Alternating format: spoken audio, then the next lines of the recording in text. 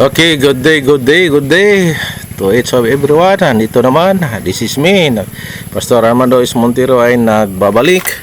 At this point of time, ato na po ipadayon na atong nabiyaan nga ining gitawag nga programa, The Main Theme, The Gospel of the Kingdom. O ang ato nga subject karon, dili magpasan ang anak sa sala sa amahan, vice versa. Shout out sa tanan, Luzon, Visayas, and Mindanao, mga Covenanted churches, Covenanted pastors, o ginaot nga nakatune in usab kamo karon sa ato sa inyohang gadget aron sa pagpamalandong sa pulong sa Ginoo. So dili na ta maglangan ni kalaigsoon na madto kita sa pagpamalandong sa pulong sa Ginoo, o atong kita dinhi nga ang atong subject dili magpasaan ang anak sa sala sa amahan, vice versa, o either ang anak dili magpasaan sa sala sa iyang amahan. Atong golden text makita dinhi sa Ezekiel chapter 18 verse 18 to 20, o gato kini nga basahon galagson matud pa dinhi nga kanayon matungod sa iyang amahan kay siya nagdaog-daog man sa dakong kabangis na nangawat sa iyang igsoon og nagbuhat niya nang dili maayo sa taliwala sa iyang katawhan. Aniya karon siya mamatay sa iyang kasalanan. Ngani umingon kamo nganuman ang anak nga lalaki dili magpasan sa kasalanan sa amahan. Sadya nga ang anak nga lalaki makabuhat niya na nga nahasubay sa balaod o matarong o nagbantay sa tanan kung kabalauran o nagbuhat niya na siya sa pagkamatuod mabuhi. Ang kalag nga makasala kini mamatay, ang anak dili magpasan sa kasalanan sa amahan, ni ang amahan magapasan sa kasalanan sa anak. Ang pagkamatarong sa matarong anha kaniya, o ang pagkadautan sa dautan anha kaniya. So dinhi ato makita mga kigsunan nga tagsa-tagsa ta mga tubang sa ato ang mga lapsis o failure musala, o mao na nga way balaod nga gitagik o gihimo nga si Pedro nakasala, si Juan mooy pabayaron.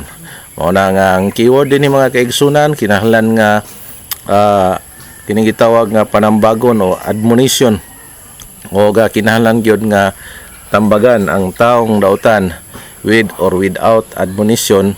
So mao ni mahitabo mga kaigsunan nga information nga gikan sa balaang kasulatan. Ezekiel 3 versikulo 18 hangtod sa 19 mo kinapasahi sa Biblia, sa diha nga ako moingon sa taong dautan, sa pagkamatuod ikaw mamatay og ikaw wala maghatag kaniya og pagpasidaan ni magsulti sa pagbadlong sa dautan gikan sa mangilad niya nga dalan aron sa pagluwas sa ihang kinabuhi. Ang maong tao nga dautan mamatay sa ihang kasalanan, apan ang ihang dugo pagapanilngon ko diha sa imong kamot. Apan kung ikaw magpasidaan sa dautan og siya dili mobiya sa ihang pagkadautan, ni sa ihang dautan nga dalan siya mamatay sa ihang kasalanan, apan ikaw maluwas mo ang imong kalag. Muna mga kigsunan nga dunatay tulubagon usab sa atong igsuon nga adunay mga kasaypanan ug wala nato kini gitambagan og wala ni giadmonish.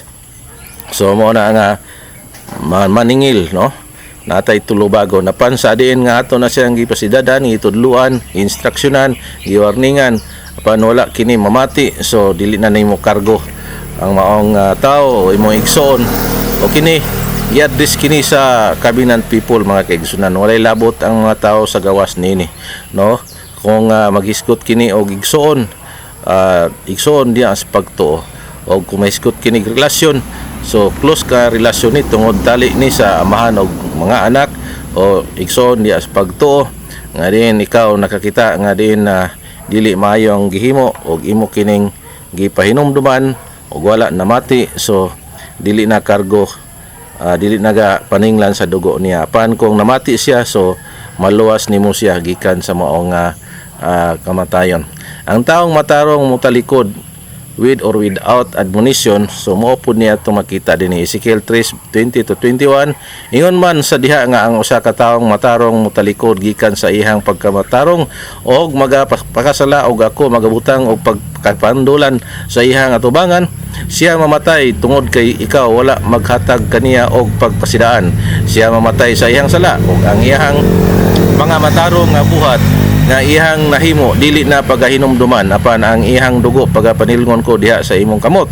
Apan kung ikaw magpasadaan sa tawo nga matarong aron ang matarong dili makasala og siya dili makasala, siya sa pagkatinuod mabuhi tungod kay siya may dawat sa pagpasidaan og ikaw naluwas mo ang imong kalag. So mao ni ato makita dinhi sa mga tao gitawag nga matarong diha sa tubang sa Dios og although nga diin katawhan na siya sa Ginoo pa na prone gyapon sa o makasala gyapon, masipyat tungod kay wala pamantay dili pamanta nakabaton sa maong lawas nga sinless.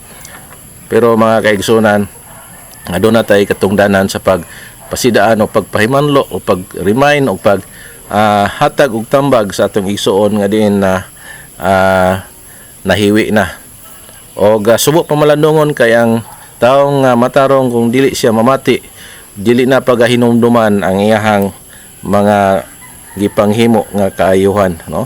Dili na paghinumduman ang taong matarong motalikod without admonition, mao niyang nahitabo dili na hinumduman ang matarong niyang buhat. Ezekiel 3:20 and Ezekiel 18:24 and Ezekiel 33 verse 12 to 13. So dinilanta sa takutob higala igsoon tungod kay limitado ra akong oras o ginyoha lang na siyang i-jot down o ginyoha kini nga screenshot o hinaot nga sa sunod higayon at inyo kining subaybayan tungod kay taas-taas pa ang sumpay nini o kini inyong ubos nga lagad manamilit. God bless your heart o hanggang sa muli magkita-kits tayo atong balikan kini nga mga subject nga ang kining gitawag nga title niini dili magpasaan ang anak sa sala sa amahan, vice versa ni ang dili magpasaan ang amahan sa sala sa anak. So ayaw kalimot sa pag like o pag-subscribe sa akong YouTube channel Arm Mary 67 o sa akong FB page Armando Montero, one word na siya o kini inyo ubos ng lagad. Si Pastor Armando is Montero, manamilit og maayong adlaw kaniyong tanan. Bye bye for now.